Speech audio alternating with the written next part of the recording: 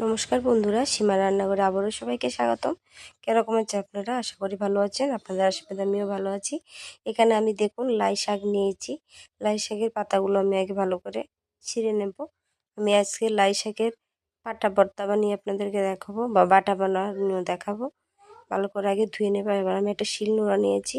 শিলনোড়ার মধ্যে আমি হালকা হালকা করে আগে পাতাগুলো আগে বেটে নেব। যাদের বাড়িতে শিলনোড়া নাই তারা মিক্সিতেও করতে পারেন, কোনো অসুবিধা নেই।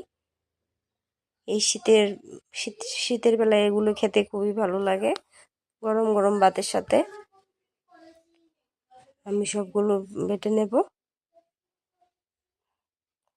পাতাটা এদিকে অবশ্যই খেয়াল রাখবেন, পাতাটা যাতে একদম বাটার সময় মিক্সড হয়ে যায়, না হলে খেতে ভালো লাগবে না। এবার আমি কাঁচা লঙ্কা, রসুন আর পেঁয়াজগুলো